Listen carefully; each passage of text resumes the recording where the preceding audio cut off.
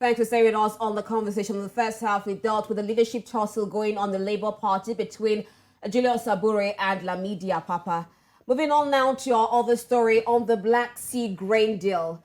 Uganda's Foreign Minister, Jeje Odongo, held a meeting with Russia's Sergei Lavrov in Moscow to discuss the Ukraine Black Sea grain deal. The meeting addressed the importance of addressing the needs of African countries reliant on grain and highlighted the ongoing discussions surrounding the Ukraine Black Sea grain deal. Odongo urged all parties involved to prioritize the interests of those in need rather than exploiting their vulnerability for the advantage of others. Now, in related news, Turkey's President Recep Tayyip Erdogan announced that Russia had agreed to extend the agreement for 2 months, although no details about concessions made by Russia were immediately disclosed. Sergei Lavrov also acknowledged an initiative by President Cyril Ramaphosa of South Africa to broker peace and reiterated Russia's willingness to consider any substantial and engaged proposals. Now, join us to discuss this issue. I have Kyama, a journalist, joins us from Kampala in Uganda, and also Simon Ssenyonga, a lawyer who also joins us from the Ugandan capital, Kampala, and also Ryder, a CEO of development Reimagined. She joins us from Addis Ababa in Ethiopia. Gentlemen and lady, welcome to the conversation. Thank you very much.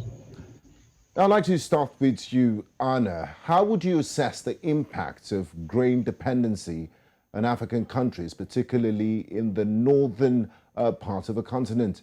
And what are the key challenges that they face in this regard? Well, I think it's very important not to treat African countries as one. We're all very different and we have very different types of consumption patterns and therefore reliance on grain. As you may be aware, and your viewers may be aware, the northern parts of Africa, northern countries tend to have more grain imports than others. Egypt, in particular, is very dependent on grain imports, and given that Ukraine and to some degree Russia also export grain and also fertilizer, then they have been affected most by challenges. All right, Anna, still looking at all of this, I'm going to bring in Eric into the discussion, and we're still looking at this situation. The fate of the deal allowing Ukraine to ship grain through the Black Sea seems to hinge on the next 2 months. Can you delve deeper into the factors that will be crucial in determining the outcome of these discussions? Eric, can you hear me? Okay. All right. While we'll try to get Eric, I think, Anna, will have to put this question to you. So how do you look at this outcome of these discussions within the next 2 months? Well, I think it has been very helpful to have the grain deal in place, even though it is not a uniform effect. Generally, the fact is that having the grain deal allows for managed prices and managed responses, food prices, for example. And so having that continuing is very important and useful to making sure that governments can continue to manage food prices across the board and make sure that citizens don't have their food prices exacerbated from the COVID-19 effects, from the supply chain challenges that they already faced. Now, staying with you, Anna, we've heard statements from various leaders expressing their openness to proposals and initiatives. In your expert opinion, what specific proposals or initiatives should be put forth by African leaders, such as President Ramaphosa and Uganda's President Yoweri Museveni, to address grain dependency issues effectively? Well, to be honest, much of it is to do with the African continent ourselves. We have to have our own food sovereignty policies. We need to be thinking about how we reduce grain dependency, even while all of these types of while these kinds of deals are brokered. So we should be working with other countries, multilateral organizations and so on, but also ourselves to think about how we increase trade between ourselves, or how do we increase agriculture on our own continent rather than depend on food imports from others. There's lots of different policies that many governments have brought into place. Many have import bans, many also have export support, but the African Continental Free Trade Area, of course, is also one of the key policies which we have now in place. And so the early, fast implementation of that will also be very helpful for reducing our external dependency on others. And still staying with you, Anna, looking at this dependency issue, and we're also looking at the importance of ensuring that any actions taken regarding grain dependency in African countries are of the benefit for African countries and not those who are dealing, all the African countries are dealing with. How do you think that the African countries can go about it in a way that they can also gain more from all of these discussions? Well, I think number one is to make sure that the African concerns are at the forefront. So by actually having discussions with Moscow and Kiev, of course, that makes sure that the African continent is taken on board when decisions are being taken, and also that the African position is well understood. Now, we already had, for instance, the grain deal was preceded by a visit from the head of the African Union Commission and the African Union president at the time, Macky Sall and Moussa Faki. They were the ones that went to Moscow and initially advocated not only for opening up of the supply chains, but also for of the routes, but also they advocated for peace. And so the involvement of, and that was the beginning of the entire process of the grain deal. So we have to remember that when African countries do get involved, we have a lot to offer the rest of the world in terms of helping think through solutions, but also we can also advocate for ourselves. And I think that that's also very important. Thank you very much, Anna. I'd like to bring in Simon Ssenyonga from Kampala into the conversation. Simon, the Ukraine war has been on for about a year now, and it does have ripple effects, negative effects in Africa with regards to food dependency. Africa has one of the largest arable lands in the world, and it's quite an irony that we're still very grain and food dependent on the outside world. Now, why haven't we solved that issue in the last 1 year? And also, could you elaborate on the importance of ensuring that any actions taken regarding grain dependency in African countries are driven by the genuine interest of those in need, rather than being utilized for the advantage of other nations? Can you kindly unmute your device, please, Simon? Thank you.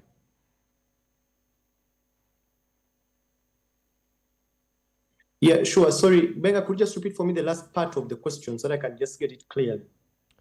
Yes, I was saying that could you elaborate on the importance of ensuring that any actions taken regarding grain dependency in African countries are driven by genuine interest of those in need, rather than being utilized for the advantage of other nations, or being used as a tool for politicking?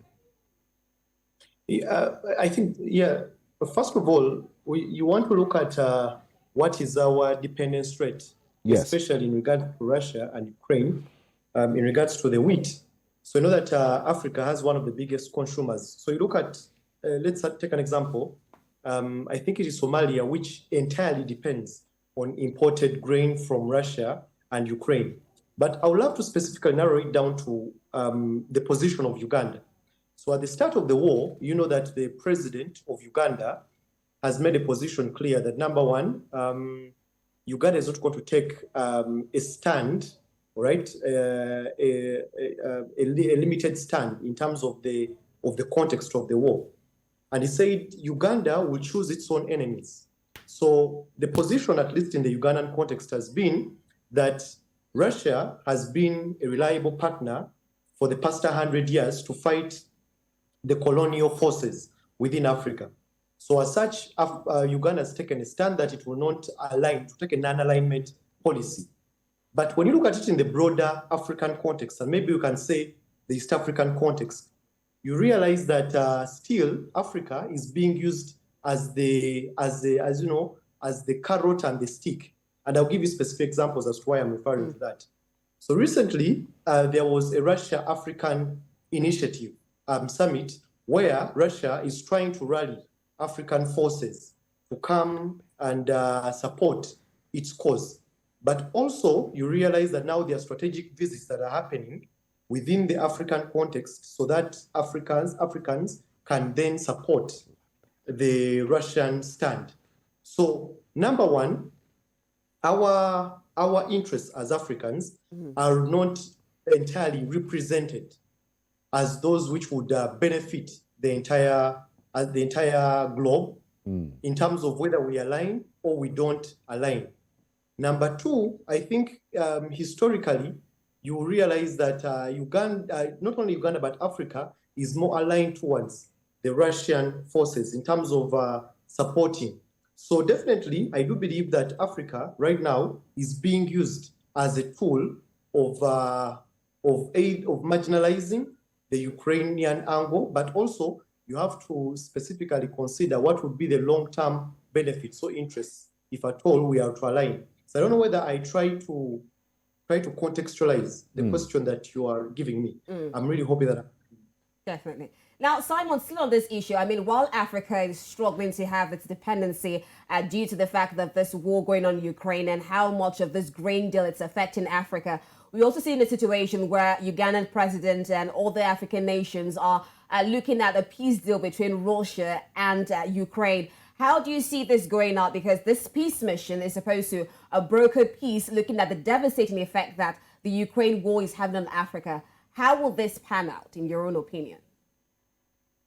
I think, in my opinion, number one, you want to look at the strategic interest that Russia has, especially in regards to the Blackwater initiative that has been made.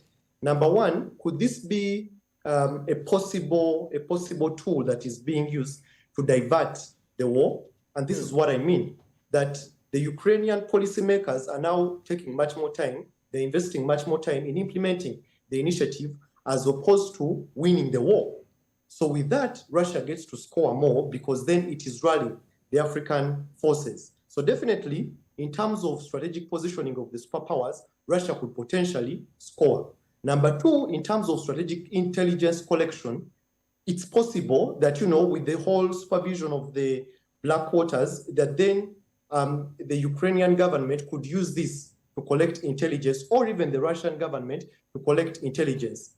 So what happens in terms of the long-term perspective, Africa is being used as a tool of, number one, diversionary tactics in terms of global wars. Number two, as a tool of collecting intelligence. I'll give you the Ugandan context, for example. The president of Uganda comes up and says that, look here, for us, we shall take a non-alignment strategy, but tactfully be in favor of Russia because they are going to sponsor some sort of satellite setting in Uganda. That speaks to the extent of neocolonialism within the African context, because right now the independence of Africa is being tested in terms of whether they can align or not align, in terms of the favors they can get should they support the Russian government. But most importantly, the conflict between then the African governments and the wider European space, which is choosing to fight against Russia. So Africa comes in as a bargaining tool. But finally, I think this also gets to test the relevance of the regional integration within Africa. We look at the East African context, for example, where there is a high dependence rate of grain coming from the Russia-Ukraine context. So what is happening, what I perceive that in the future then, Africa could emerge as a potential superpower that can help in neutralizing the global forces which are being shaken. And try to read that in the context of the emerging BRICS, the BRICS alliance that is happening. Thank you, Simon. Yes. All right, let's bring in Eric into this discussion. We're still looking at this grain deal mission and the mission deal between African countries and Moscow. Now, President Odongo mentioned that Moscow has agreed to extend the agreement for 2 months, but the details about the concessions made by Russia have not been disclosed. What potential concessions or compromises do you think might have been part of the negotiations? And what do you feel about these negotiations of this grain deal that we're seeing at the moment, Eric? First of all, thank you very much for hosting me here. I think the entire deal is really welcome for African countries, most especially African countries in the northern part, the likes of Morocco, Egypt, Libya, countries that rely a lot on wheat to get food. Us down here in Uganda, we may, okay, yes, we consume wheat, but it's not like the main Staple. the main food, and we also have alternatives like also importing in from Australia, you know. So we don't know exactly what the details are, but I think I think what needs really to be done is to make sure that the routes are open in order for African countries, especially those ones in the north, to be able to receive wheat. Okay, is Eric still there? We seem to have some communication challenges with him. But Anna, as we begin to wrap up the conversation, if Africa was not food dependent in the first place, it would not be used as a tool in the geopolitical struggles between Ukraine and Russia. Has there been any conversations in improving farming techniques, the use of technology, and moving Africa forward in terms of food dependency? And also, looking ahead, how do you envision the future of grain trade and cooperation between Russia and Ukraine and other countries in the region? Are there any potential areas for growth, collaboration, or challenges that need to be addressed in this domain? Yeah, look, I think it is important to be concerned about grain dependency and food dependency in general. But let me also remind your viewers that there are only 16 of our 55 African countries that import more food than they export. So we also do export food from cereals. Many of us, even in Ethiopia, exports cereals, but also imports them as well. So trade is not necessarily a bad thing, but at the same time, we also have to make sure that we do increase our own security, food sovereignty. And of course, there are many countries on the continent who are more insecure than others and do not have enough grain and so on in the first place. So, but again, remember, the top 5 importers of wheat, that's Egypt, Morocco, etc. They account for 90% of the imports that we're talking about from Ukraine, for example, and those are the ones that have been unlocked. But as Eric was saying, this is about making sure that routes are open, making sure that supply chains are clear, so that governments can help make sure that the imports that do come in are at prices that they can manage and the citizens can access properly. And I think that's been really key. To be honest, even if we were food secure, I think there's very much a very strong possibility that African countries would be still used or attempted to be used in this way. But what's been very clear and has been very helpful in negotiations and UN votes and so on is that African countries have made their views very clear that, one, they all don't think the same, and have different views, but what kind of unifies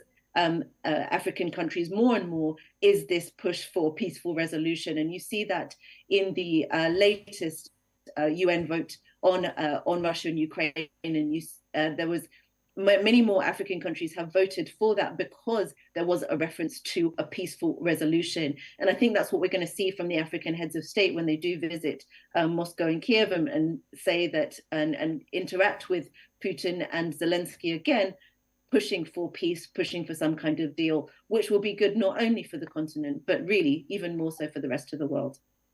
Simon, I'm going to end with you. And how do you envision a future partnership grain deal trade between Russia, Ukraine, and other African countries? How do you think that some of the challenges or areas you think that there should be development should be addressed? Simon, can you hear me? Yeah, sorry, just let me repeat the question again. I said I'm looking at the future of the grain deal cooperation or trade between Ukraine, Russia, and other African countries. What are some of the areas you feel need to be addressed, and for the issues that you think can be dealt with to ensure that there is a fruitful partnership between these 3 countries? I think for me, number one, it's to reimagine and to redefine our place in the global politics. So the foundation of the African context can best be solidified when, number one, our regional integration bodies can firmly define the position of the African role in global politics.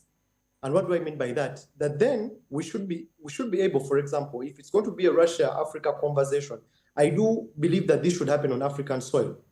So then we should be able to redefine our space as independent states. Because beyond the conversation of global food security, you're also having a conversation about the Africans' independence. Number two, it's also for us as an African people to diversify our agricultural setup, so that we reduce then the discussion of import-export. You know, let me tell you something, that if at all we had, say, the fiscal discipline, if we had the right investments within the African context, Africa is rich in climate, Africa is rich in resources, human resources. We should be able to cultivate even much more, and we should be able to feed the globe. But what the Russia-Ukraine war gets to tell us more is that our interests and our priorities have been misplaced and also mismanaged.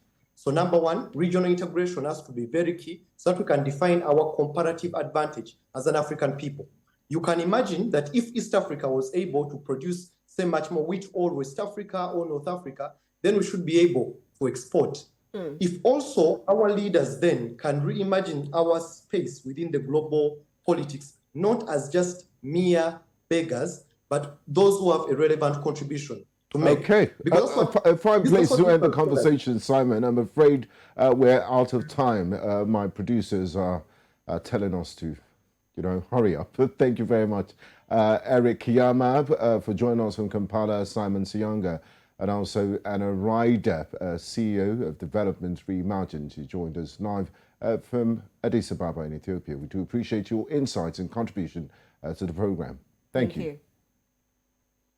This will wrap this up for today's conversation. To join us again next week for another edition of The Conversation right here on News Central TV. I am Rita Omodia. And I'm Gbenga Aborowa. Thanks for being a part of the program. Bye-bye.